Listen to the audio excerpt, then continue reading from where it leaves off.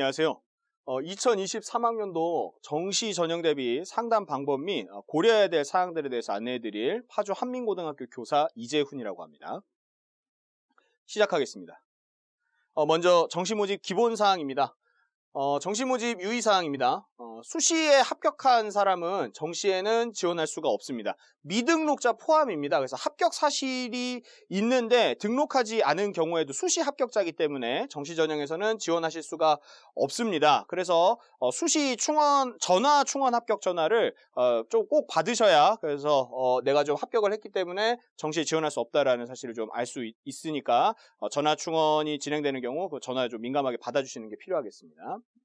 그 다음에 정시 모집에서는 가군, 나군, 다군에 각 한 개의 대학에만 한 번만 지원이 가능합니다. 가군에 한 번, 나군에 한 번, 다군에 한 번씩만 지원이 됩니다. 물론 산업대학, 전문대학, 그 다음에 대학교 설립법에 의해서 설립이 된 이공계 특성화대학 중에서 포스텍은 어차피 정시 모집을 하지 않으니까 이 포스텍을 제외한 이공계 특성화대학에는 이 가군, 나군, 다군에 한 번씩 지원하는 것 외에 추가로 또 지원을 하실 수가 있습니다. 그리고 정시에 합격하면, 그리고 등록까지 마쳤을 경우에는 정시 모집 이후에 진행되는 추가 모집에는 지원이 어렵습니다. 다만 여기서 얘기하는 추가 모집은 정시에서 합격된 인원을 추가로 선발이 최초로 합격된 학생들에서 빠져나간 인원을 이제 다시 선발하는 미등록 충원 합격이랑은 다른 개념입니다. 2월 말에 정시로도 대학을 가지 못한 학생들을 다시 한번 이렇게 선발하는 전형인데, 여기에 이제 정시에 합격해서 등록한 경우에는 지원할 수 없다는 사실을 알아두시기 바랍니다. 다만 이제 산업대학과 전문대학은 정시 합격을 하더라도 추가 모집에 지원이 된다라고 나와 있는데, 이 부분은 대학교 입학처나 이런 데 문의로 다시 한번 확인해 보시길 추천드립니다. 그리고 정시 모집 등록 시 유의사항입니다. 수험생은 대학의 인터넷 합격 발표를 조회할 의무가 있습니다. 그래서 대학교의 경우에 충원 합격을 1차, 2차, 3차 정도까지는 인터넷으로 충원 합격자를 발표하고 따로 수험생에게 전화 같은 걸로 알려주지 않습니다. 그래서 최초 합격이 안 됐다고 낙담하지 말고 최초 합격 이후에 등록 기간이 끝나고 미등록 충원 인원이 시작되는 기간에 반드시 인터넷에서 충원 합격 발표를 계속 조회하시면서 본인의 충원 합격 여부를 확인하시기 바랍니다. 그리고 여러 군데 대학에 합격하게 된 경우에는 최종적으로 한 곳에만 등록할 수 있게 되어 있습니다. 물론 특별법에 의해 설치된 대학교는 제외가 되지만 두 군데 이제 등록을 하게 되는 경우 아무래도 이제 다른 이제 충원 합격을 기다리고 있는 이제 간절한 다른 대기자가 있기 때문에 그 학생이 좀 이렇게 그 대학에 좀 진학을 할 수 있도록 되도록이면은 여러 군데 이제 합격했을 때 최종적으로 한 곳에만 등록하시는 것을 좀 추천드립니다. 그래서 미등록 충원 합격 기간이 끝날 때까지 최종적으로 한 곳에만 등록된 상태여야 됩니다. 그래서 이제 충원 합격이 됐을 때 절차에 대해서 이제 물어보시는 분들이 많은데, 원칙은 이렇습니다. 그래서 먼저 합격한 대학에 이제 등록하지 않겠다라는 포기 의사를 밝히시고, 그 다음에 충원 합격한 대학에 등록하고 싶다고 의사를 이제 밝히는 게 원래 순서입니다. 보통 이제 좀 불안하셔서 반대로 하시려는 경우가 있는데, 먼저 포기 의사를 좀 밝히시고, 그 다음에 그러니까 충원 합격이 발표됐다고 그러고 나서 바로 등록이 바로 끝나는 게 아닙니다. 그래서 충원 합격자를 발표하면 그러고 나서 등록 시간을 또 어느 정도 대학이 주기 때문에 먼저 이렇게 등록한 대학에다가 포기 의사를 밝히시고, 그 다음에 이제 충원 합격한 대학에 등록하시면 되겠습니다.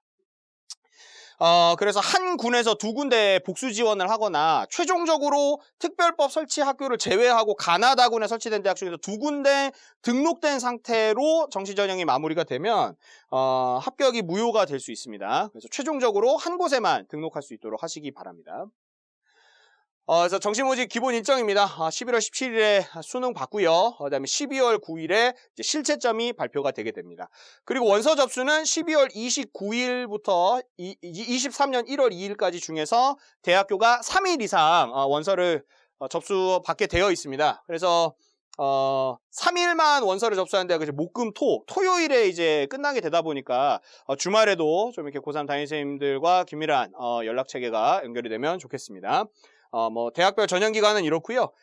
최초 합격자 발표는 2022년 2월 6일까지 대학들이 최초 합격자를 발표하게 되어 있습니다. 발표를 하면 이제 최초 합격한 학생들이 이제 2월 7일부터 2월 9일까지 3일간에 걸쳐서 등록하는 기간이 있고요. 이 다음에 이제 최초 합격자가 인원이 모자라서 이제 충원 합격을 하는 기간이 2월 16일 6시까지 충원 합격을 발표하고 이제 등록하게끔 되어 있습니다. 다만 2월 16일 18시까지 통보를 마감하는데 14시부터는 인터넷 사이트에 업데이트하지 않고 개별 통보만 하게 되어 있습니다. 그래서 요 기간에 특히 2월 16일에는 본인이 이제 지원한 대학교와 관련된 지역번호 전화가 오면 좀 다 이렇게 적극적으로 좀 받는 것이 좀 필요합니다. 그래서 2월 16일 6시까지 통보가 끝나면 이제 17일 날 이제 미등록 증원자 등록이 마감이 됩니다. 그 이후에 그래도 이제 합격하지 못한 학생들이 이제 대학에 지원할 수 있는 전형이 이제 추가 모집입니다. 그래서 추가 모집은 2023년 2월 20일부터 28일까지 진행이 됩니다. 통보는 역시나 18시까지고요. 요 기간이 이제 선생님들께서는 새 학년도 새 학기 준비로 좀 바쁘실 때고 고3 학생들도 졸업하고 한참 지났을 때라 관심도가 좀 떨어지는 학생들도 있을 수 있는데 올해 꼭 대학을 갔어야 되는데 합격 사실이 없어서 등록된 대학이 없다면 요 추가 모집도 한번 노려볼 만하다고 보실 수 있겠습니다. 전문대학교 정시 모집 일정은 다음과 같습니다. 네, 그래서 합격자 발표일 역시 2월 6일, 합격자 등록 기간도 똑같고요. 충원 합격자 발표 기간과 등록 기간이 추가 모집 기간이랑 겹쳐 있습니다. 그래서 전문대학 포털에서 제가 자료를 봐서 여기다가 이제 넣어놨는데 따로 또 확인이 좀 필요하실 것 같습니다. 그 다음에 정시 원서 접수 마감 기간이 대학별로 좀 상이합니다. 그래서 아까 3일 이상만 되면 된다고 했는데 이제 12월 31일 토요일 5시에 마감하는 대학이 연세대학교, 그 다음에 6시에 마감하는 대학이 경인교대랑 서울대학교입니다. 그래서 연세대는 특히 31일에도 5시에 마감하기 때문에 마감 시간이 조금 상이하다는 점 주의하시기 바랍니다. 그 다음에 여기 지금 나와 있는 대학은 이제 제가 조사한 대학들 중에서 이제 일부 대학만 지금 기록이 되어 있습니다. 그래서 각 대학교별 원서 마감 시한은 또 이렇게 선생님이나 어머님들께서 구체적으로 모집 요강 보시면서 확인을 하셔야겠습니다. 특히 원서 접수 마감 기간에는 이 원서 접수 사이트가 굉장히 사람들이 많이 몰리다 보니까 사이트가 좀 느려집니다. 그래서 실시간 경쟁률이 보통 10시나 12시쯤에 발표되면 마감이 되니까 너무 눈치작전 정보가 마지막 날 12시 이후로는 사실 뭐 더 업데이트 되는 게 대학마다 좀 다르지만 선호도 최상위권 대학의 경우 더 업데이트 되는 게 없습니다. 그래서 그때까지 이제 시간대별 경쟁률 보시고 생각하셔서 원서 마감 시간에 촉박해서 이제 원서를 넣는 건 좀 위험하니까 그때까지 좀 발표를 보시고 지원하시면 되겠습니다. 그 다음 요 자료는 종로학원에서 만들었고 이제 베리타스 알파라는 이제 언론 기사에서 나왔던 자료를 제가 가지고 왔는데요. 작년과 재작년 권역별 경쟁률 현황입니다. 그래서 지금 보시면 전체 경쟁률은 결국 0.9가 증가했습니다. 그러니까 작년에 수능 체계가 바뀌다 보니까 작년에 이제 수험생 숫자도 늘어났고 그 다음에 수능 체계가 바뀌다 보니까 이제 혹시나 하는 마음에 좀 적극적인 원서 지원이 있었던 것으로 보입니다. 그래서 전국적으로 이제 96,336건, 그래서 전체적으로 경쟁률이 0.9가 상승했는데 지금 보시면 서울권이 경쟁률이 5.1에서 6.0으로 상승했고 수도권 경쟁률이 4.8에서 6.0으로 증가한 반면에 이제 지방권은 2.7에서 3.4 증가를 하긴 했는데 전체 증가한 0.9 대비 0.7밖에 안 늘었습니다. 그래서 작년에 이제 수험생 수가 늘고 경쟁률이 좀 어떻게 되었는가 좀 봤는데 경쟁률 자체는 전체적으로 오르긴 했지만 서울과 수도권이 좀 경쟁률이 많이 올라갔고 지방권은 경쟁률이 오르긴 했지만 사실상은 올랐다기보다는 좀 정시 지원에서 경쟁률이 좀 떨어졌다 이렇게 좀 보실 수 있겠습니다. 올해는 작년과 수험생 인원수가 전체적으로 똑같습니다. 뒤에 자료에서 나올 텐데 문제는 재수생 비율이 더 늘다 보니까 서울권, 수도권 경쟁률이 이제 뭐 내년도에 발표됐을 때 이제 자료 보면 알겠지만 일단은 서울권, 수도권 경쟁률이랑 지방권의 경쟁률 격차가 좀 더 벌어질 수도 있지 않을까 그렇게 생각을 합니다. 그래서 작년에 서울과 지방권 격차가 2.3이 재작년에 서울과 지방권 격차가 2.3이었는데 지금 이제 작년에 2.6으로 더 이렇게 경쟁률 격차가 좀 벌어진 모습 보실 수 있습니다. 그래서 실채점 발표 이전까지 하셔야 될 일들입니다. 올해만의 모집 단위 선호도 경향성을 확인하셔야 됩니다. 이게 입시는 이성과 감성이 같이 작용을 하는데, 여러분들이 이제 접하는 이제 프로그램이나 저희가 사용하는 상담 프로그램은 작년도의 어떤 선호도와 작년도의 경향성이 반영된 프로그램입니다. 프로그램 결과입니다. 입시 결과입니다. 근데, 올해 이제 경향성이 어떻게 될 것인가, 이런 부분들을 좀 보셔야 될 것 같습니다. 여기, 기공, 생공을 적어 나왔는데 왜 그랬냐면, 올해 학생부 종합전형에서 생명공학과 관련된 과들이 좀 인기가 높았습니다. 근데 이제 이게 코로나19가 진행되면서 이제 바이오 쪽 계열에 관심이 높아져서 경쟁률이 높아졌을 수도 있겠지만, 학생부 종합전형의 경우에는 어떤 교육과정 적합성 이런 것 때문에 물리를 듣지 않은 사람이 기계공학과를 좀 지원하기는 좀 어려울 것이다. 이런 판단이 작용해서 이제 물리를 안 들었을 때 그래도 그럼 공대에서 갈 수 있는 데가 어디냐. 그래서 이제 바이오 쪽으로 몰린 게 아닌가. 이제 이렇게도 해석을 할 수는 있거든요.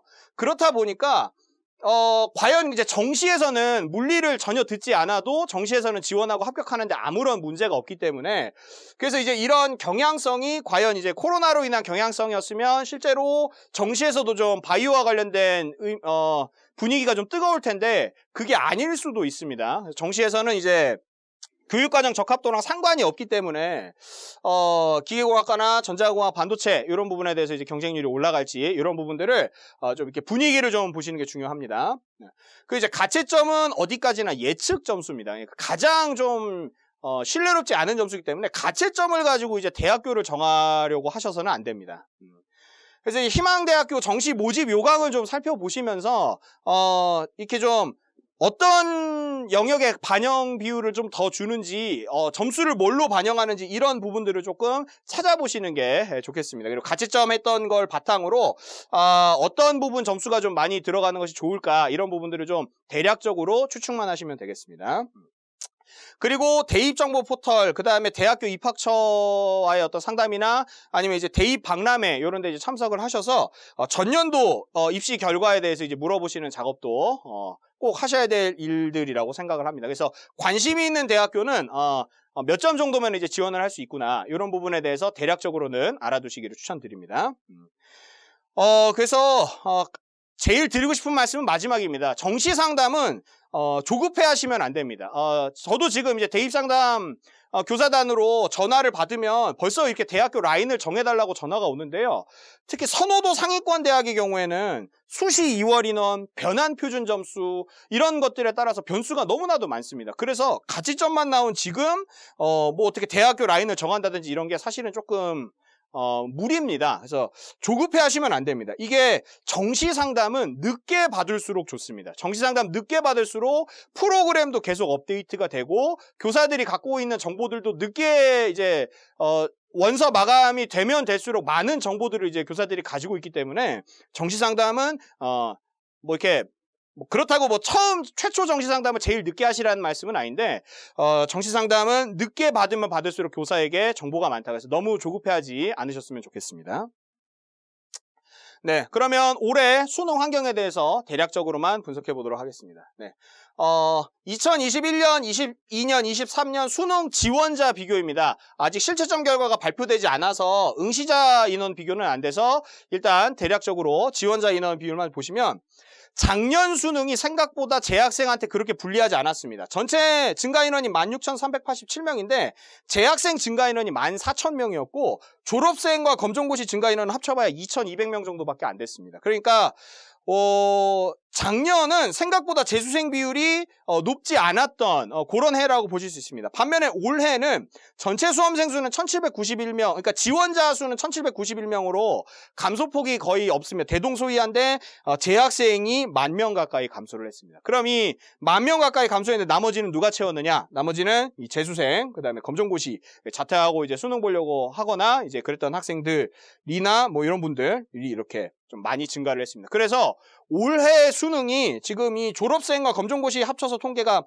30%가 넘습니다. 31%에 가까워서 재수생 비율이 가장 높은, 요 근래에 있던 수능 중에 가장 높은 수능이라고 보시면 되겠습니다. 그래서 작년 수능은 사실 재학생들에게 생각보다 그렇게 터프한 입시는 아니었다면 올해는 좀 선호도 상위권 대학에서는 좀 굉장히 좀 터프하게 보셔야 됩니다. 대입정보 119를 보니까 수도권 정시전형 전체 증가 인원이 800명 정도인데 지금 보시면 아시겠지만 재수생 증가 인원이 그거보다 훨씬 많습니다. 그 다음에 이제 수능 응시자 및 결시자 통계입니다. 그래서 2021년에는 7만 명이 수능을 안 봤습니다. 지원을 하고. 작년에는 아무래도 수능 체계가 바뀌다 보니까 특히 뭐 교차 지원 같은 가능성 때문에 혹시나 하고서는 이렇게 좀 결시자가 좀 줄었습니다. 줄었고 특히 누가 수능을 많이 봤냐? 재학생이 많이 봤습니다. 작년에. 그래서 아까도 말씀드렸지만 작년이 재학생들에게 그러니까 그동안 있었던 환경 중에서 그나마 좀 제일 유리한 환경이었다고 볼 수 있습니다. 졸업생이 오히려 28,000명이 결시를 했고요. 재학생은 이제 31,000명. 그래서 작년보다 결시자 인원수가 재작년 대비 작년 결시자 수가 재학생이 좀 적었다 이렇게 보시면 되겠습니다. 그래서 올해 1교시 응시자가 지원자 대비 54,000명 정도 감소를 했는데 작년에도 1교시 응시자가 지원자 대비 54,000명 정도가 감소했으니까 전체 수능 인원은 대동소이할 것으로 보입니다. 다만 이제 평가원에서 수능 이후에 이제 응시자 현황 발표했을 때 이제 어디가 좀 많이 줄었는지는 이 보도자료 첫 페이지에 나오는 부분이니까 저희가 좀 눈여겨볼 필요가 있겠습니다. 그래서 졸업생 응시자 수가 작년보다 훨씬 좀 늘어났다라고 하면은 아무래도 이제 선호도 상위권, 수도권 대학에서 좀 접근하실 때 아무리 인원이 늘었다 하더라도 약간 보수적인 접근이 필요하지 않나 개인적으로 생각합니다. 제 개인 의견입니다. 그 다음에 2022-23 수능 선택 과목 지원자 기준 비교입니다. 응시자 현황 발표되지 않았으니까요. 보시면 아시겠지만 표점 고득점 과목으로의 이동이 아주 뚜렷합니다. 화법과 작문도 25,000명이 감소하고 그 인원 그만큼 이제 언어와 매체가 23,000명이 증가했고요.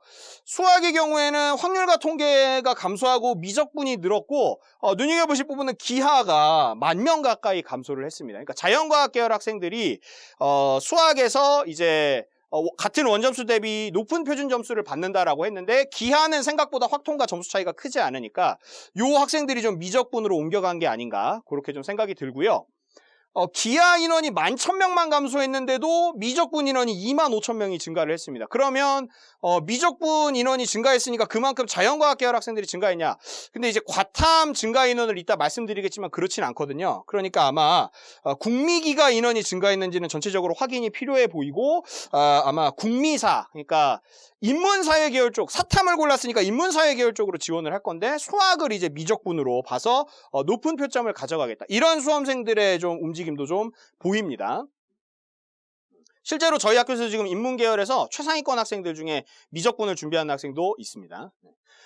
그 다음에 이거는 이제 평가원이 발표를 하지 않다 보니까 제가 이제 그 서울 중등진학지도연구의 9월 실채점 비율 분석 결과를 봤습니다. 46개고의 분석 자료고요. 보시면 아시겠지만 맨 오른쪽이 확통, 가운데가 미적분, 맨 왼쪽이 기하입니다. 그래서 전체 등급에서 한 4등급 정도까지는 미적분 인원 비율이 우세하고요. 사실 1등급, 2등급까지는 거의 뭐 미적분이 전체 응시자의 좀 대부분을 차지하고 있다. 이렇게 보시면 되겠습니다.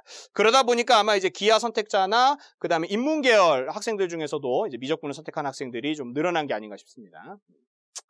예, 그 다음에 사회탐구 영역 지원자입니다. 사회탐구는 10,000명 정도, 그러니까 총 지원 건수가 10,000건 정도, 9,500건 정도 감소를 했습니다. 총 지원 건수가. 다만 이제 사회탐구 같은 경우에는 이제 2과목을 선택하는 경우도 있고 1과목을 선택하는 경우도 있기 때문에 요 인원이 뭐 그대로 뭐 10,000명이 줄었다 그런 뜻은 아닙니다. 그렇지만 어쨌든 총 지원 건수가 좀 줄었으니까 사탐 선택자가 좀 줄고 있다. 이런 부분들은 좀 보시면 되고요. 뭐 응시 인원은 뭐 윤리 쪽 계열이 인원이 좀 증가하고 총 지원 인원이 감소를 했는데 뭐 이게 뭐 매년 이게 유행이다 보니까 올해 뭐 이제 윤리가 증가했다고 뭐 앞으로 뭐 이제 윤리가 계속 될 것이다 그런 건 아니거든요. 그래서 그렇게 보시면 되겠습니다. 오히려 좀 사회문화는 좀 인원이 감소하는 모습 보였습니다. 과학탐구 영역입니다. 과학탐구 영역은 생명과학 1과 지구과학 1의 좀 증가세가 뚜렷하고 전체 총 지원 건수도 7,700건 정도가 증가를 했습니다. 다만 총 지원 인원이 증가했음에도 불구하고 투과목 인원 선택자는 감소하고 있습니다. 그래서 이게 감소가 작년에도 있었는데 작년이 재작년 대비 과탐 지원 인원이 42,000명이 증가했었습니다. 그러니까 작년에 사실 과탐을 선택한 학생, 과탐 총 지원자 수가 42,000명이 늘어났는데도 투과목 선택자가 줄었거든요. 그러니까 엄청 줄어든 거죠. 재작년 대비. 근데 올해도 작년보다 약간 더 증가했음에도 불구하고 과탐 투 선택자는 더 줄었다라는 거 보실 수 있겠습니다. 네, 그래서 이제 정시 상담 방법이라고 말씀을 드렸는데요. 제가 지금 이제 말씀드릴 부분은 올해 지금 처음 고3 담임을 하시거나 수능 체계 변경 이후 이제 수능 체제 변경 이후 다시 고3 담임을 하시게 된 분들, 그다음에 이제 올해 이제 정시 입시가 처음인 부모님들을 대상으로 하는 부분이라 이렇게 경험이 좀 오래되신 분들은 좀 알고 계시는 내용들이 좀 많이 나올 겁니다. 뭐 이렇게 내용들 좀 확인하는 개념으로 보시면서 확인해 주시면 감사하겠습니다.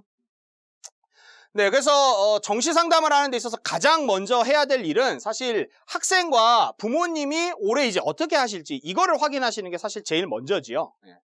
그래서 이제 재수를 할 것인지를 가장 먼저 확인하는 게 아무래도 중요하지 않나 싶습니다. 그러니까 올해 무조건 가는지 아니면 한 번 더 할 생각인지에 따라서 이제 안정 지원, 적정 지원, 상향 지원 보통 이렇게 뭐 원 스트라이크, 원 볼, 원 아웃 뭐 이런 식으로도 이야기하기도 하는데 이거는 사실 기본적인 부분이고 모든 수험생들에게 이렇게 적용하기는 어렵습니다. 특히 그래서 재수를 한다고 만약에 하는 경우에도 이제 학생들이 또 이런 경우가 있잖아요. 그러니까 합격을 하는 경험을 가지고 재수를 하겠다라는 학생이 있고 아예 그냥 합격할 생각도 없이 그냥 가고 싶은 대학 그냥 원서 넣고 싶은 대학에 원서를 넣겠다. 뭐 이렇게 이제 강하게 원하는 경우가 있을 수도 있습니다. 그래서 이런 경우에는 이제 상담을 하시면서 이제 어떻게 할 것인가. 그래서 올해 만약에 좀 꼭 가야 된다. 재수 생각이 없고 올해 반드시 가야 된다라고 하면 안정지원의 비율을 이제 높이는 수밖에 없지요. 예.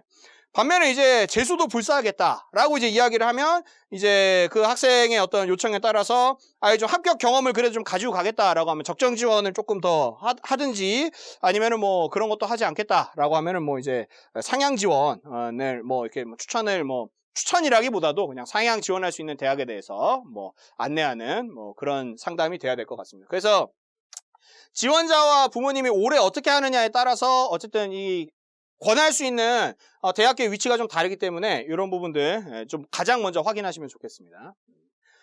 정시 합격 공식입니다. 뭐 합격 공식이라기보다는 그러니까 정시는 어떻게 합격하느냐인데 대학교 모집 인원에 지원한 학생 중 환산점의 석차가 모집 인원 이내인 경우에 합격을 하게 됩니다. 당연한 소리처럼 보이실 수 있겠지만 대학의 모집 인원은 어디까지가 모집 인원이냐?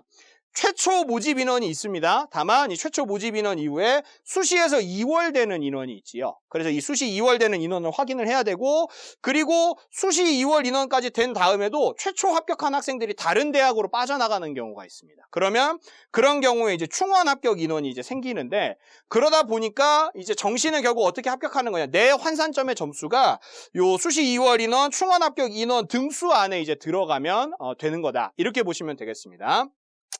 요 자료는 서울중등진학지도회 2023년 정시 이해와 전략 강의 PDF에서 가지고 왔습니다. 그래서 가운데 지금 보시면 학생들 점수가 지금 적혀 있는데요. 이 392, 390, 391점이 이 지원자들의 표점 합입니다. 근데 이게 이제 예시인데 보시면 아시겠지만 390점인 학생이 391점인 학생보다 앞에 있습니다. 왜 그러냐면 환산점이 0.2점이 높기 때문입니다.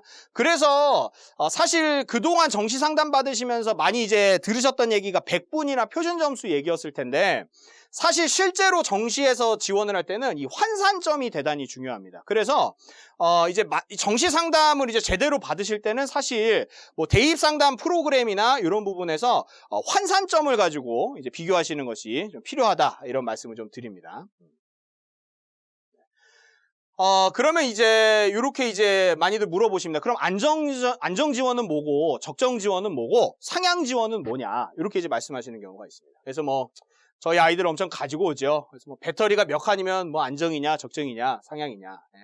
아니면 뭐 대입 상담 프로그램 사례 점수나 센진학에서 이야기하는 참고점이랑 몇 점 차이면 이제 뭐 적정 지원이냐 안정 지원이냐 이렇게 이제 물어보시는 경우가 많은데 대학마다 다 다릅니다. 대학마다 다 달라서 제가 생각하기에는 안정지원이란 최초 합격에 가능한 점수입니다. 최초 합격. 네. 그래서 점수가 남는 거지요. 최초 합격에 가능한 점수로 지원하는 게 안정지원이고, 적정지원은 이제 충원 합격에 가능한 점수. 그러니까 아까 전체 모집 인원으로 봤을 때 이제 제일 뒷부분이었죠. 이 충원 합격으로 이제 가는 점수가 사실은 좀 적정지원이지 않을까 그렇게 생각을 합니다. 제가 보기엔 이제 전화 충원 전에 1차나 2차 충원 발표 때 이제 합격하는 학생들이 좀 이제 적정지원으로 이제 원서를 쓴 게 아닌가 그렇게 생각을 하고요. 이제 상향 지원의 경우에는 전화 충원으로 합격할 수도 있고 아닐 수도 있고 이런 지원이 이제 상향 지원이지 않나 싶습니다. 그래서 하나 아셔야 될 게 사설기관 뭐 장판지나 대입정보 포털에서 나오는 자료나 아니면은 이제 센진학에서 이야기하는 자료들은 모집 인원의 70% 컷, 그러니까 최종 등록자의 70% 컷 점수를 안내합니다. 근데 최종 인원의 70% 컷이면 그러니까 전체 요 충원까지 갔을 때가 10명이라고 했을 때 7등 점수를 안내해 주는 거거든요.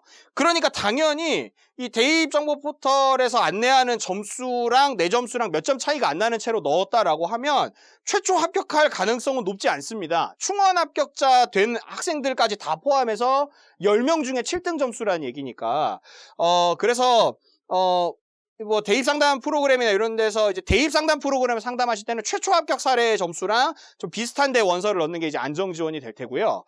뭐 이렇게 뭐 입시상담 프로그램, 센진학 프로그램이나 이런 데서는 사실 안정지원회 같은 경우에는 좀 잡으실 때 좀 여유를 있게 잡으셔야 그래야 이제 안정지원으로 보실 수 있습니다. 그리고 이제 재수한다고 하는 학생들 중에서 뭐 초상향, 뭐 우주상향, 뭐 저격 지원을 하겠다 이렇게 이제 얘기하는 경우가 있습니다. 근데 제가 보기에는 상향도 그 해의 경향성이나 환경이나 이런 것들을 넣지 않고 그냥 아무것도 양보하지 않고 본인이 넣고 싶은 과에다가 그냥 경쟁률이 불붙었는데도 불구하고 본인 원서를 넣는 건 사실 제가 보기에는 원서비 기부 뭐 그 이상도 이하도 아닙니다. 그러니까 내가 정말로 좋아하고 가고 싶은 대학이었는데 갈 수는 없지만 뭐 원서비라도 보태서 발전을 해라. 이런 경우가 아니라면 사실 가고 싶은 데라고 무조건 원서 넣었다고 해서 뽑아주는 전형이 아닙니다. 등수 안에 들어야 뽑히는 전형이기 때문에 무작정 집어넣는 것은 아무리 뭐 우주상향이라고 하더라도 그래서 뭐 이렇게도 얘기합니다. 그러니까 우주를 가는 거야 뭐 돈 내고 우주선 타면 우주 갈 수 있는데 우주상향으로 대학 가는 거는 그것보다 훨씬 어렵습니다. 이미 뭐 경쟁률도 불타고 있고 작년과 입시 환경도 바뀐 게 하나도 없는데 거기에 대고 굳이 원서를 우주 상향이라고 집어 넣어봐야 이거는 뭐 누구나 예측할 수 있는 부분이거든요. 그러다 보니까 쉽지가 않습니다. 그래도 만약에 우주 상향을 하겠다라고 하면 올해 뭐 전형 변경점이 있는지 뭐 하다못해 새로 생겼는지 뭐 수시 2월 인원까지 합쳤는데 인원이 늘었는지 전형 방법이 약간이라도 바뀌었는지 이런 것들을 좀 고려를 하셔야 되고요. 대학이든 모집단이든 적어도 하나 정도는 그래도 좀 양보를 해야 그래야 물론 이제 이걸 뭐 둘 다 양보하면 이건 이제 우주 상향이 아니지만 그래도 둘 중에 하나 정도는 그래도 양보를 해야 그러니까 조금이라도 그 합격 확률을 끌어올리는 상태에서 지원을 해야지 그냥 본인 가고 싶은 데다 무작정 넣는 지원은 좀 추천하지는 않습니다. 네. 물론 그리고 이제 뭐 지푸라기라도 잡는 시점으로 뭐 시간대별 경쟁률까지 뭐 확인하는 방법도 있는데 뭐 뒤에서 말씀드리겠지만 생각보다 이 경쟁률이 입시에 뭐 미치는 요소가 뭐 그렇게 크지는 않다. 이렇게 나온 결과도 있습니다. 그래서 이따가 또 말씀드리겠습니다. 그러니까 정시는 이성과 감성이 모두 작용합니다. 그래서 이성은 뭐냐, 이제 뭐 전년도 입시 결과를 이제 분석해 보는 거죠. 그 다음에 올해 이제 학생들 실시간으로 이제 나왔던 그 성적 도수 분포 실채점 결과 평가원에서 발표하는 자료죠. 이것도 이제 분석을 하고, 그 다음에 이제 참고점 예측 프로그램이나 작년도 이제 입시 결과의 어떤 사례들을 대입 상담 프로그램에서 보는 것들, 이런 것들이 이제 이성의 작용이라고 본다면, 감성은 뭐냐면 이제 그 해의 선호도죠. 그 해의 선호도. 그러니까 작년의 입시 결과는 작년 학생들의 선호도가 반영된 건데 올해 입시는 이제 올해의 선호도가 반영이 되는데 작년에랑 올해랑 선호도가 비슷한 경우도 있지만 학과에 따라서는 다른 경우도 있기 때문에 그래서 그러한 어떤 선호도나 그다음 경쟁률 그다음에 작년 입결 점수가 주는 그 수험생들에게 주는 감정이 있지요. 예를 들면 원래는 그 점수가 나오면 안 되는 모집단위인데 좀 펑크가 나서 갑자기 좀 점수가 낮게 나왔다. 그래서 이제 많은 학생들이 만만하게 보고 이제 지원을 하는데 이제 올해는 그 모집 단위가 올해의 점수를 찾는 경우, 이런 경우에는 이제 이 감정에 이제 영향을 받았던 게 잘못된 거죠. 오히려 반대로 또 평소 나오는 점수보다 좀 높게 나온 모집 단위인데 너무 높다 보니까 학생들이 뭐 무서워서 좀 원서를 이제 안 넣는 경우, 이런 경우에는 또 의외의 또 상황이 발생을 할 수도 있습니다.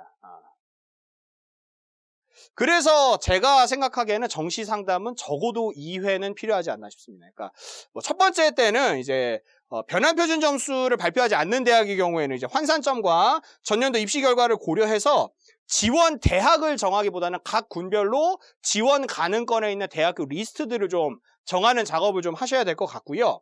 그 다음에 이제 수시 2월 인원까지 발표가 된 다음에, 그런 다음에 이제 원서 접수하는 과정에서 수시 2월 인원까지 확인된 상태에서의 프로그램 업데이트 내용을 가지고 이제 상담을 뭐 좀 가볍게 전화나 이런 걸로 좀 받으시거나, 특히나 좀 정말 간절히 원하는 학과의 경우에는 이제 좀 지푸라기라도 잡는 심정으로 시간대별 경쟁률까지 좀 뭐 물어보고, 왜냐면 이제 뭐 부모님들께서 시간대별 경쟁률 자료를 가지고 계신 건 아니니까요. 그 선생님들한테 물어보고, 그래서 이제 시간대별 경쟁률까지 좀 확인을 해서, 뭐 물론 이제 여기까지는 근데 사실 그렇게 안 가도 될 것 같습니다. 이따가 아까도 말씀드렸지만 사실 경쟁률이 아주 그렇게 큰 영향을 주는 변수는 아니기 때문에, 그래서 이제 수시 2월 인원 확인 정도까지는 좀 생각을 하고 정시 상담을 받으셔야 됩니다. 특히 선호도 최상위권 대학에 진학을 희망하시는 경우에는 변환 표준 점수가 발표되기 전과 후가 환산점이 완전히 달라지기 때문에 그 뒤에 사실 한 번 더 리스트를 좀 조절하시는 작업을 하셔야 됩니다. 그래서 정시 상담은 뭐 그냥 상담 기간에 한 번만 받고 딱 끝내기보다는 원서 접수 기간에 임박해서, 그러니까 원서 접수 첫날 원서 3개 다 넣고 끝내시지 마시고요. 원서 접수 기간에도 조금 더 물어보시고 상담하시면 좋겠습니다. 그래서 프로그램 결과만 보고 지원하시면 안 됩니다. 프로그램 결과만 보면 이성만 분석을 하신 거죠. 근데 정시는 감성도 작용을 합니다. 제가 되게 존경하시는 진학 부장님이 늘 하시는 말씀, 입시는 생물이라고 하시는데, 제가 이해한 바로는 입시는 생물이라는 얘기가 살아있다, 즉 올해의 경향이나 올해의 선호도가 영향을 미친다라는 걸로 저는 이해를 했거든요. 그러니까 프로그램 결과에는 올해의 선호도나 올해의 경향은 전혀 들어가 있지 않습니다. 아까도 말씀드렸지만 작년 수능 결과는 재학생들에게 생각보다 그렇게 불리하지 않은 환경이었습니다. 올해에 비하면. 그렇기 때문에 올해는 작년보다 선호도나 환경이 또 다를 수가 있습니다. 또 작년 같은 경우에는 수능 체계가 변동되고 첫 해다 보니까 어떻게 될지 몰라서 원서를 넣는 경우도 있었는데, 올해는 어쨌든 작년도 결과를 보고 원서를 넣게 되니까, 그래서 그런 부분들도 있기 때문에 절대로 프로그램 상담 결과만 보고 원서를 지원하시는 것은 추천드리지는 않습니다. 그리고 그 대학은 변화가 하나도 없는데 그 위가 변하면 영향을 받습니다. 당연히. 왜냐하면 그 위가 대학이 바뀌어서 그 위로 빠져나가는 인원이 많아지거나 그 위로 빠져나가는 인원이 줄어들었으면 당연히 이 대학에도 결과를 미치기 때문에 그렇습니다. 입시는 생물이라는 말씀이 참 적절한 표현 같습니다. 그래서 올해의 지원 경향에 미치는 영향력 절대 무시하시면 안 됩니다. 고3 담임 많이 해보신 선생님들 프로그램 가지고 뭐 마이너스 5점, 0점, 플러스 5점으로 원서 넣으셨는데 막상 상향 지원인 줄 알았던 때는 최초로 합격하고, 그 다음에 뭐 안정 지원인 줄 알고 안정 지원인 줄 알았던 때는 불합격 떠서 막 전화 충원까지 기다리고, 이런 경우가 왕왕 발생하거든요. 당연합니다. 왜냐면 올해의 경향성은 프로그램에서 나타나기가 대단히 어렵기 때문에 그렇습니다. 그래서 성급함, 확신 둘 다 위험합니다. 다 경계하셔야 됩니다. 성급하게 된다거나 아니면 확신을 가지고 여기가 될 거다라는 거. 그래서 저는 올해 처음 정시 상담 입시하시는 선생님들께서 프로그램만 보고 여기 넣으면 된다 라고 함부로 확신하시면 안 됩니다. 올해의 경향성에 따라서 많은 변수가 있습니다. 그렇다 보니까 함부로 이렇게 확신을 해서 여기 써라 라고 말씀하시기보다는 이제 올해 어떤 입시 환경이나 정보들을 좀 계속 제공을 좀 해주신다라고 좀 생각을 하시면서 좀 어떤 뭐 이렇게 작년 대비 좀 변화한 부분들이나 이런 부분들을 좀 짚어주셨으면 좋겠습니다. 부모님들도 마찬가지입니다. 빠르게 막 대학교랑 막 정하시려고 하시는데 그러실 필요 없습니다. 원서를 빨리 냈다고 뽑아주지 않습니다. 정시는 등수 안에 들어야 됩니다. 네. 그 다음에 이제 수능 성적표가 나오면 이제 이렇게 나옵니다. 그럼 이제 수능 성적이 이렇게 나오는데요. 등급은 수시에서 수능 최저 등급을 활용할 때, 그럴 때나 사용하는 게 등급입니다. 그래서 정시 상담하실 때 저희 아이가 1, 2, 3, 4인데 대학교 어디 갈 수 있냐라고 물어보시면 답변해 드릴 수 있는 게 없습니다. 왜냐하면 2등급의 경우에는 4%부터 11%까지가 2등급에 속하는데, 그럼 그 안에 들어가는 인원이 전체 7%면 40만 명 중에 7% 인원이니까 10,000명 단위로 들어가 있거든요. 그러니까 등급을 가지고 정시상담 위치를 물어보시면 답변해 드릴 수 있는 게 하나도 없습니다. 그래서 정시상담을 받으실 때는 뭐를 보셔야 되느냐? 백분위, 그 다음에 표준 점수를 보셔야 됩니다. 백분위랑 표준 점수를 활용하는 이유인데요. 원점수는 난이도에 따라서 다르고 워낙 변동이 심합니다. 그래서 백분위랑 표준 점수를 활용합니다. 백분위는 전체 수험생을 100으로 뒀을 때 밑에서부터 몇 번째냐라는 뜻입니다. 그러니까 내가 만약 백분위 90이란 얘기는 상위 10%란 이야기입니다. 그래서 사실은 등수를 알려주는 거거든요. 등수를. 그러다 보니까 작년에 앞에서부터 10% 등수쯤 했던 애가 간 대학이라면 올해는 수험생 인원수가 큰 차이가 없다 보니까 올해 10% 정도 하니까 나도 요 등수니까 갈 수 있겠다라고 대략적인 상담이 되는 거죠. 그래서 백분위 점수를 활용합니다. 그리고 표준 점수는 이제 아예 그 통계 점수를 활용을 합니다. 그래서 평균에 100을 놓고 이제 표준 편차로 얼마나 떨어졌느냐에 따라서 이제 점수를 부여합니다. 백분위는 대체로 1점당 인원이 비슷하지요. 전체 수험생을 100으로 나눈 거다 보니까 뭐 올해 같은 경우 만약에 뭐 44만이다라고 치면 1점당 한 4,400명 정도씩 있겠지요. 반면에 표준 점수는 그렇지 않습니다. 표준 점수는 이제 양극단으로 갈수록 인원이 적어집니다. 왼쪽에 있는 표는 작년 평가원에서 발표한 작년 국어 표준 점수 백분위 도수 분포표입니다. 그래서 평가원에서 발표한 자료를 제가 좀 계산해서 가공을 한 자료인데요. 보시면 아시겠지만 백분위, 그러니까 표준 점수 149점에 해당하는 인원이 28명밖에 없습니다.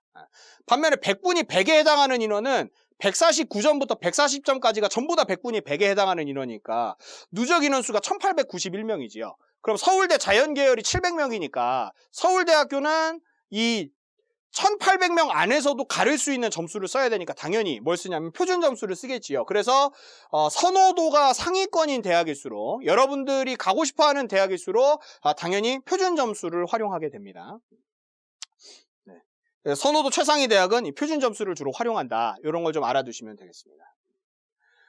다만 이제 같은 국어인데 이제 제가 표준 점수 130점부터 113점까지 또 분석한 자료입니다. 중위권부터는 백분위와 표점이 구분이 의미가 없습니다. 아까 앞에 표 같은 경우에는 백분위 100 안에 149점부터 140점까지의 학생들이 있었고 백분위 99 안에서도 표준 점수가 139점부터 136점까지 있었다면 중위권으로부터 내려오면 백분위 96은 표점 130, 95면 129 이런 식으로 표점 1점당 백분위가 이렇게 그대로 좀 매치가 되고 학생 수도 이제 좀 비슷해집니다. 그래서 이제 표준 점수는 사실 표준 편차가 작용하기 때문에 난이도에 따라서 점수 변화가 좀 큰데 백분위는 아까도 말씀드렸지만 등수다 보니까 뭐 그냥 올해 백분위 93이라는 얘기는 상위 7% 정도의 학생이다라는 뜻이잖아요.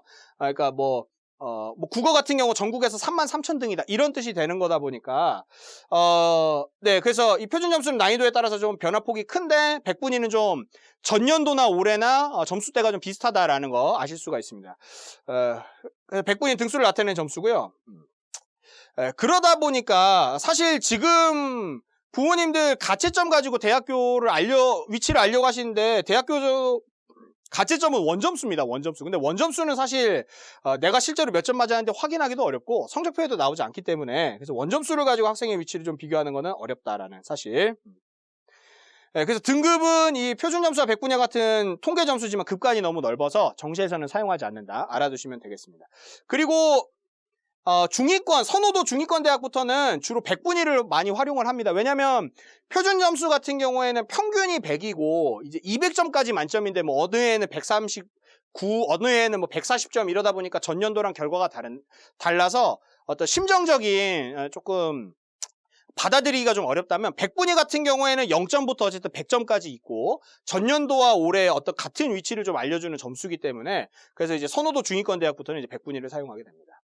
그 다음에 이제 또 하나 알아두셔야 될 게 변환 표준 점수입니다. 특히 이제 선호도 상위권 대학에 해당이 되는데요. 보시면 아시겠지만 이게 이제 위에는 사탐 4과목, 밑에는 과탐 4과목인데 만점 받은 학생의 표준 점수가 달라요. 표준 점수는 난이도에 따라 다른데 생활과 윤리는 표준 점수 만점이 66점, 윤리와 사상은 68점, 한국지리는 65점, 물리원은 72점, 화원은 68점, 지구과학원은 74점입니다. 이러다 보니까 무슨 일이 발생하냐면 수능을 서로 다 맞았을 경우에 무슨 과목을 선택했느냐가 이 대학교 합불에 영향을 미친다는 거죠. 그러니까 생윤 다 맞은 학생이랑 윤사 다 맞은 학생 중에 누가 더 똑똑한 학생이냐. 사실 과목이 다르니까 알 수가 없잖아요. 근데 그 과목 난이도 때문에 표준 점수를 그대로 발령해버리면 생활과 윤리를 다 맞은 학생은 다 맞았는데도 불구하고 윤리와 사상 본 학생은 절대 이길 수가 없습니다. 물리원 마찬가지죠. 물리원 표준 점수 화학원이 68점이었으니까 화학원 다 맞은 학생은 지구과학원 다 맞은 학생 74점이랑 6점 차이입니다. 그래서 표준 점수를 탐구에 반영해버리면 무슨 과목을 선택했는지에 따라서 합불이 결정되는 일이 발생할 수가 있어요. 그래서 대학교에서는 이거를 이 난이도에 따른 점수 차이를 완화하기 위해서 사용하는 점수가 바로 이 변환 표준 점수입니다. 표준 점수 난이도에 따라 변화폭이 크니까 과목 간 유불리가 발생합니다. 그래서 이를 최소화하기 위해서 따로 산출하는 점수가 이제 변환 표준 점수, 일명 변표입니다. 그리고 작년에 이제 재작년 서강대, 작년 성균관대 이화여대에서 나타난 현상인데 몇몇 대학이 요 변환 표준 점수를 문이과 교차 지원을 조절하기 위해서도 활용하기 시작했습니다. 그래서 인문사회계열 학생들 뉴스나 기사 보면은 뭐 이과 침공 뭐 이런 얘기가 나오는데 변환 표준 점수 발표까지 보시고 나서 그 기사가 이제 맞는 말인지 틀린 말인지를 판단하셔야 됩니다. 선호도 상위권 대학이 주로 활용을 합니다. 다만 작년부터 서울대는 표점을 반영하는 방식으로 바뀌었습니다. 왜냐하면 자연과학 계열의 경우에는 무조건 과학 툴을 선택해야 되다 보니까 뭐 그런 부분들이 좀 영향을 미친 게 아닌가 싶습니다. 뭐 변환 표준 점수는 뭐 어려운 점수는 아닙니다. 그냥 기계적으로 산출하는 점수예요. 그래서 뭐 만약에 물리학 2 같은 경우에는 이제 100분위에 해당되는 이제 표준 점수를 나열했을 때 이렇게 빈칸이 생기면 요 빈칸을 채웁니다. 그래서 뭐 68점이면 요 위에 빈칸에 68점 채우는 거고, 그 다음에 뭐 만약에 생활과 윤리 같은 경우 100분위 99에서 94까지 중간에 구멍이 나 있으면 요 66점과 64점 사이에 이제 그 점수를 이제 4로 나눠가지고 이렇게 위에서부터 순서대로 이렇게 배치를 하는 거죠. 그래서 이 빈칸을 모두 채운 다음에 각 위치에 있는 이제 점수를 나누는 겁니다. 나눴을 때 이제 사탐 같은 경우 100분이 100이면 이제 변표가 이제 66점. 기계적으로 이렇게 산출을 하는 겁니다. 과탐 같은 경우에는 이제 다 맞으면 이제 71점 이런 식으로 기계적으로 산출을 하게 됩니다.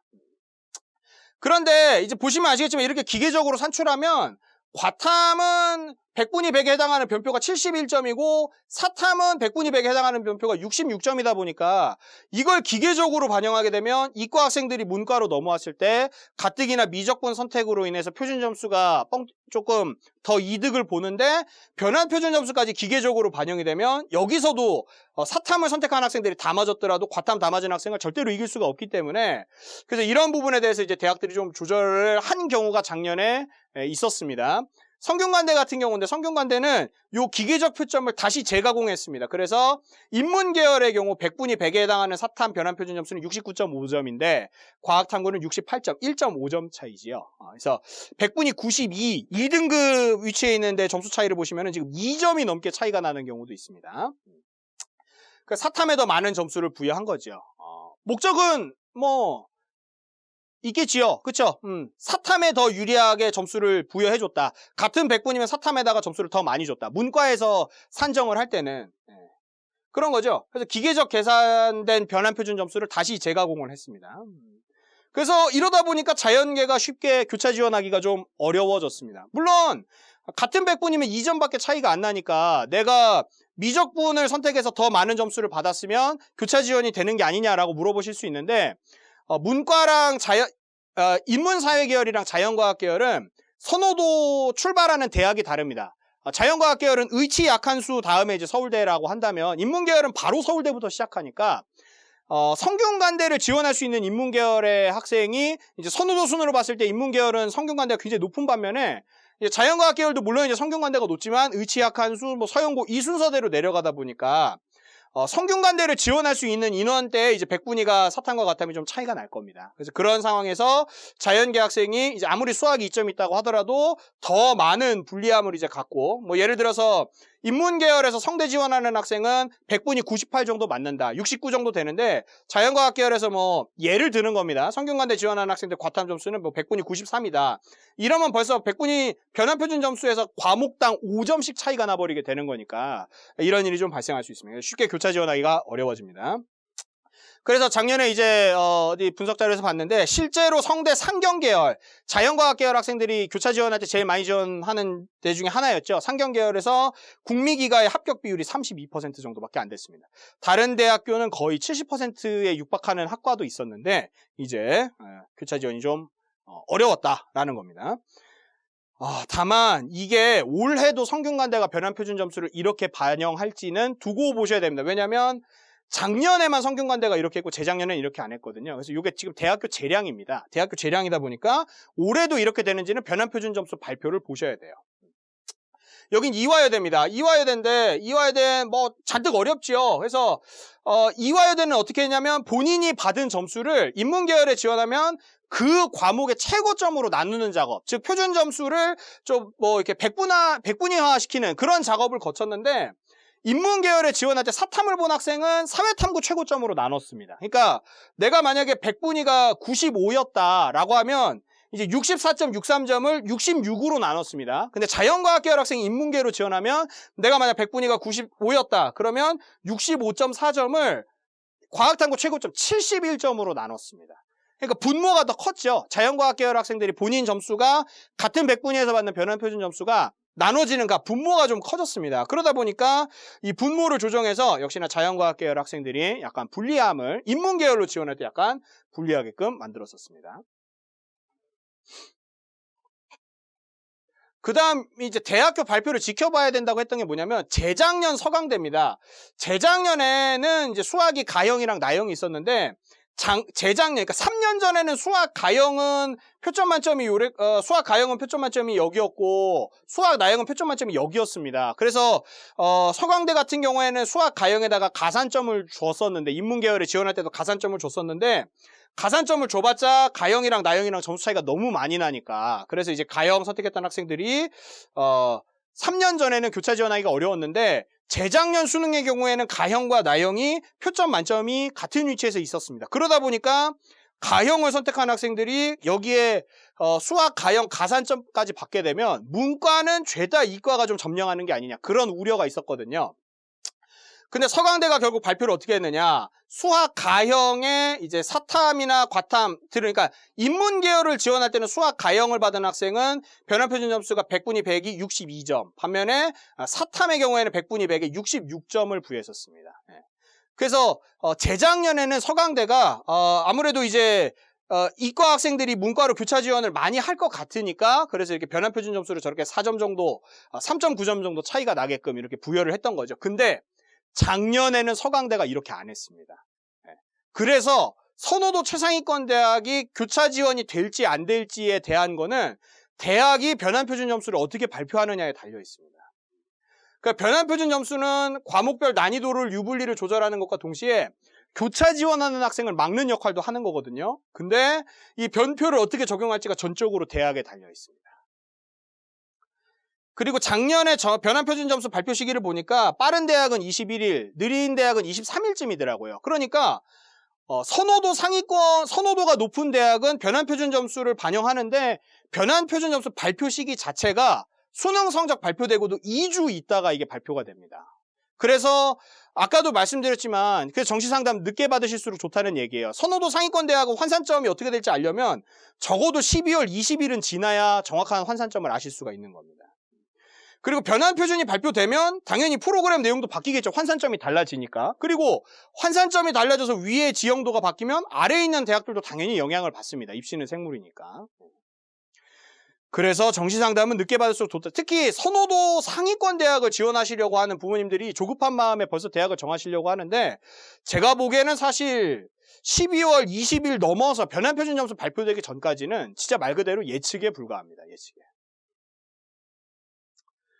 예, 그래서 대입에서 점수를 활용할 때 이제 어떻게 쓰느냐. 표준 점수를 합하는 경우도 있고요. 그 다음에 이제 아까 보셨던 것처럼 변환 표준 점수를 사용하거나 변환 표준 점수를 최고점으로 나누는 작업을 하거나 아니면 이제 표준 점수랑 백분위를 그대로 활용하는 경우도 있고요. 그 다음에 백분위를 쓰는 경우도 있습니다.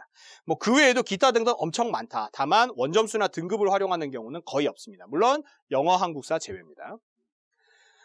그래서 이제 환산 점수가 중요하다는 말씀 계속 드립니다. 고려대 같은 경우 작년도에 이것도 중등진학 지도연구회 발표 자료에서 가지고 왔습니다.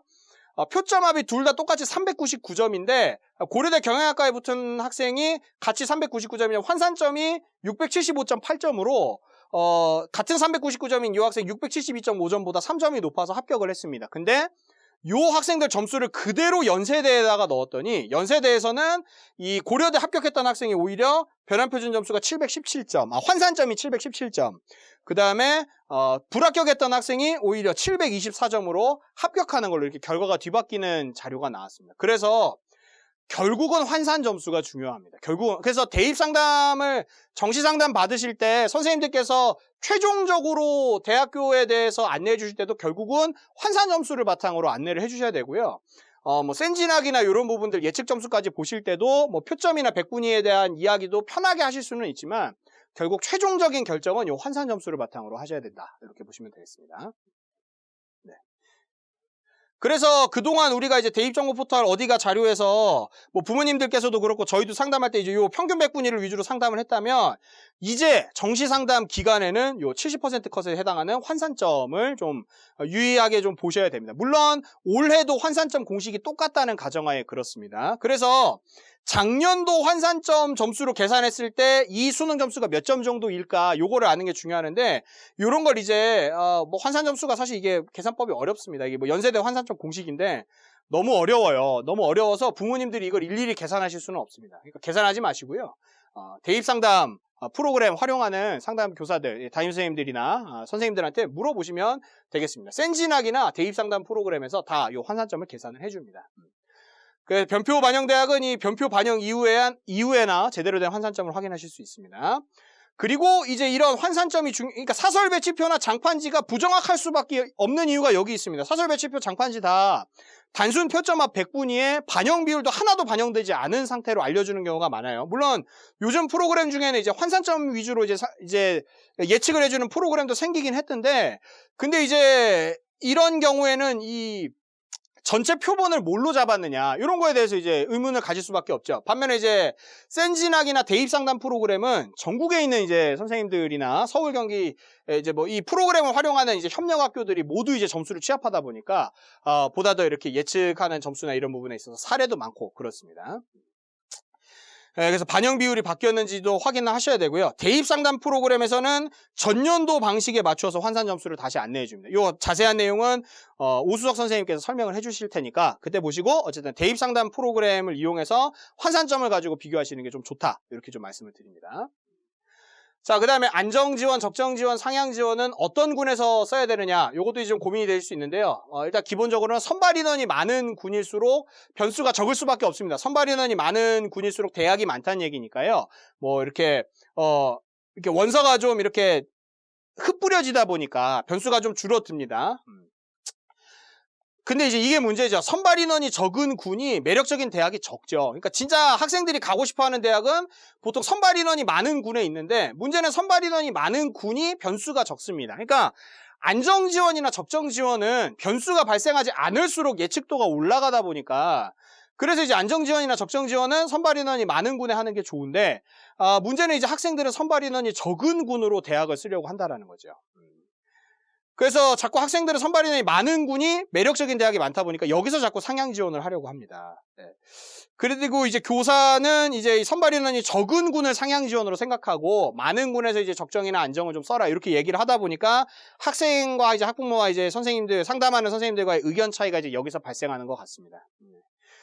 그래서 뭐 기본적으로는 변수가 적은 곳, 즉 선발 인원이 많은 군에서 적정 지원하시는 것을 보통은 좀 추천을 드립니다.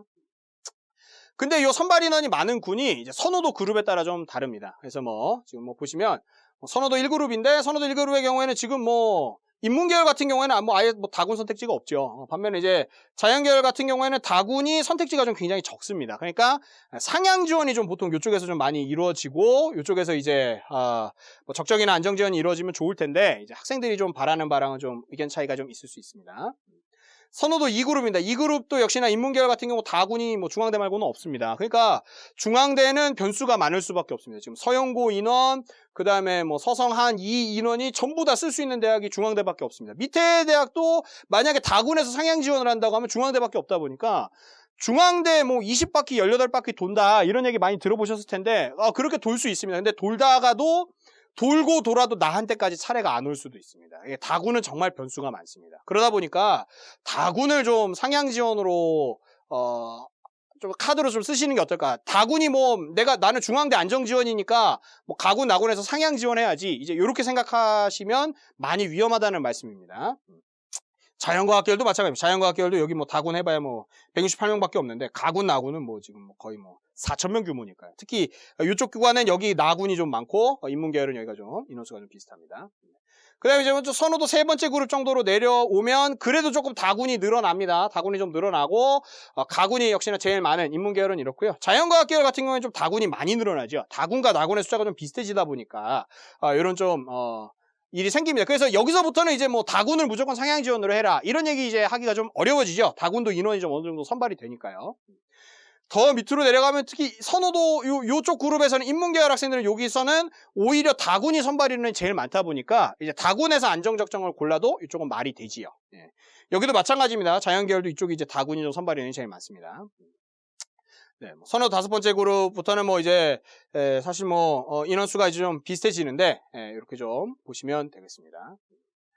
자, 그리고 이제 아까 말씀드렸던 경쟁률의 영향입니다. 그래서 그 중등진학 지도 연구에서 했는데 뭐 어렵게 상관계수 산출해 봤는데 결국 경쟁률이 뭐 전년도랑 좀 비슷한데 약간 올라간다고 입결이 뭐 그렇게 크게 변화가 있지는 않다더라. 이런 게 이제 결과입니다. 그래서 뭐 시간대별 경쟁률을 이렇게 너무 막 민감하게 보실 필요는 없습니다. 그리고 갈수록 원서 마지막 날 지원하려는 경향이 강해지다 보니까 시간대별 경쟁률이 그렇게 큰 정보를 주지 못하는 경우가 있습니다. 뭐 원서 마감 전날까지 뭐 3대 1이었다가 원서 마감되는데 뭐 28대 1 뭐 이런 일이 뭐 왕왕 벌어지기 때문에 다만 이제 또 아예 안 보시면 안 되지요.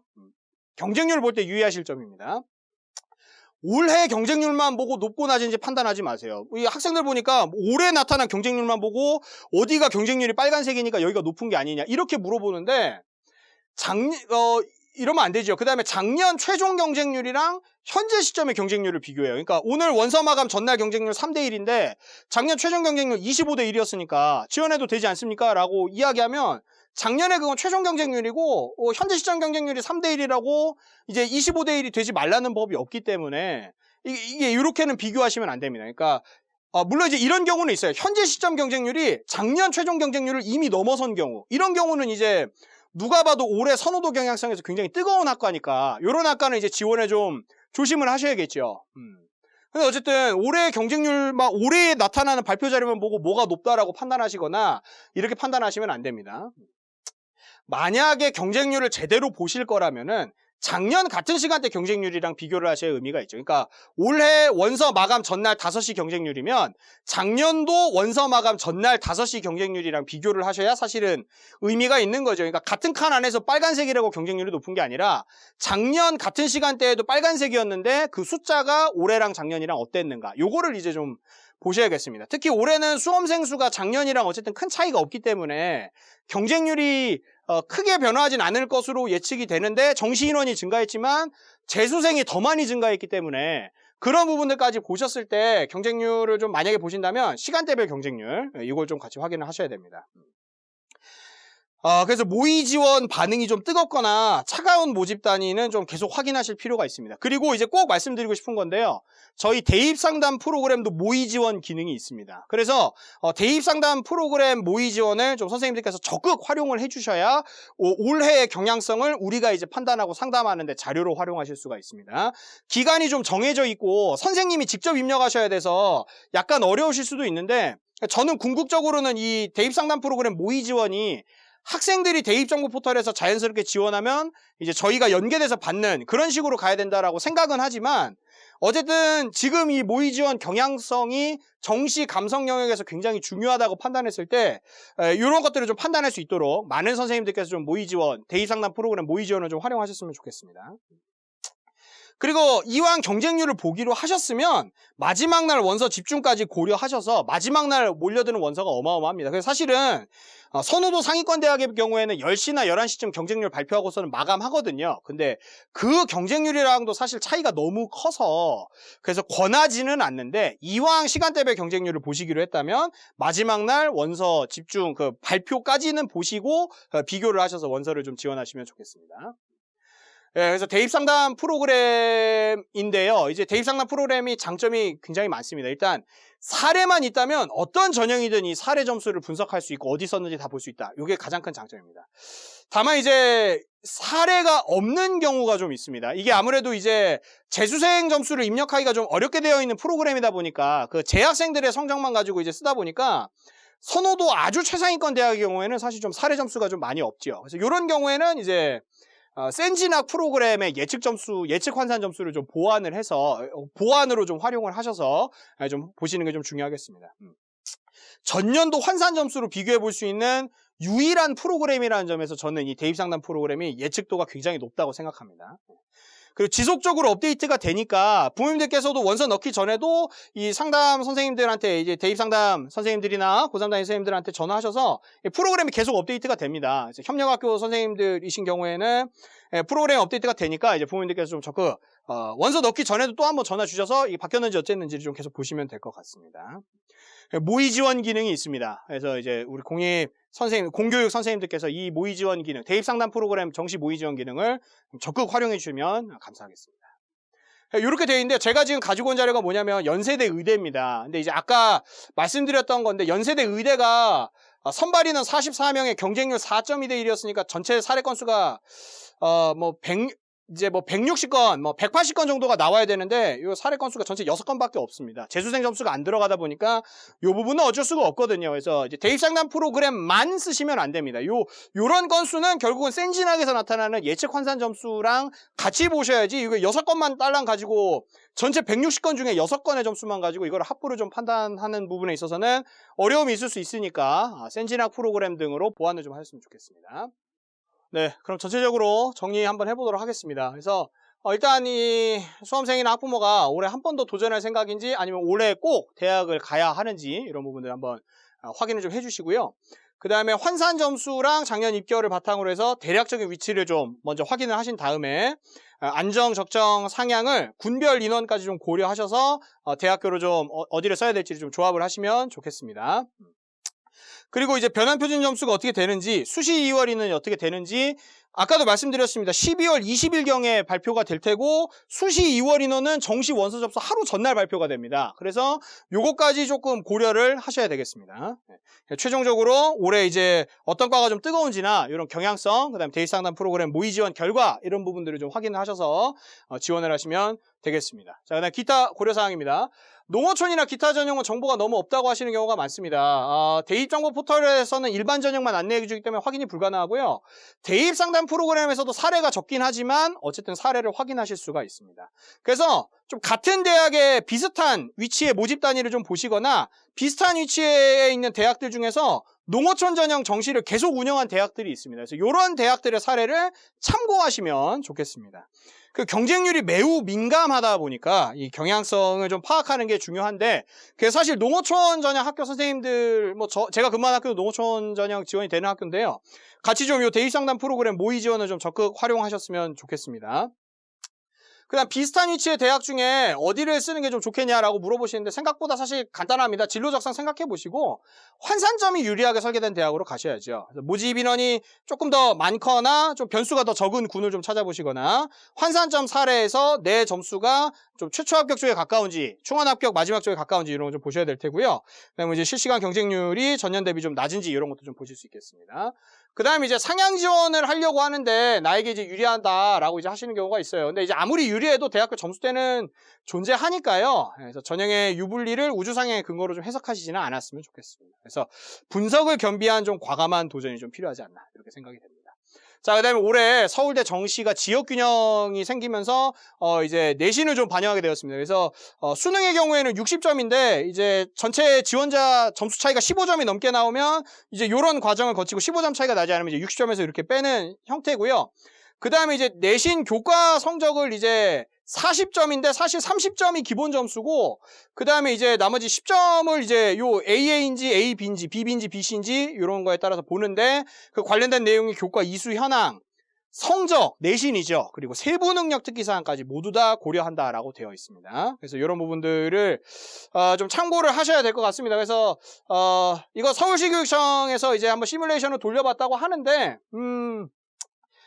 뭐 어려운 표인데 그 결론만 말씀드리면 뭐 좀 비선호 모집 단위일수록 좀 교과 평가 영향력이 좀 커졌다고 합니다. 반면에 이제 선호도가 높은 데는 어차피 좀 점수 차이가 좀 그렇게 크지 않다 보니까 선호도가 높은 데보다는 선호도가 낮은 데가 좀 이렇게 영향이 좀 컸을 거라고 예측을 좀 하고 있습니다. 다만 서울대는 잊으시면 안 됩니다. 표준 점수 반영이기 때문에 과목별 난이도 유불리가 좀 있을 수 있습니다. 예, 그래서 이제 마무리를 하도록 하겠습니다. 네. 성급할 필요가 없습니다. 정보는 정시상담이 끝나갈수록 많은 정보가 나타납니다. 그래서 정보를 많이 좀 취합을 좀 하시고요. 재수생 인원 증가량이 수도권 정시 선발 인원 증가의 9배, 사실 검정고시까지 합치면 10배입니다. 그래서 올해 정시 선발 인원이 증가했다라고는 하지만 재수생의 인원이 더 많이 증가했기 때문에 수도권 지원을 하려는 사람들이 좀 많아졌다라는 거 알아두시면 되겠습니다. 그리고 선호도 상위권의 교차 지원은 아까 말씀드렸지만 변환 표준 점수의 발표에 따른 유불리까지 보고 판단하셔야 됩니다. 그리고 대입 상담 프로그램 모의 지원이 좀 적극적으로 활용돼서 경향성이 좀 보이면 좋겠습니다. 그리고 지금까지 계속 뭐 환산점이 어쩌고 점수가 어쩌고 이런 얘기를 드렸는데 결국은 가서 다니면서 공부를 해야 되다 보니까 본인의 진로와 적성을 좀 고려한 지원이 되셨으면 좋겠습니다. 네, 긴 시간 강의 들어주셔서 감사합니다. 고생하셨습니다.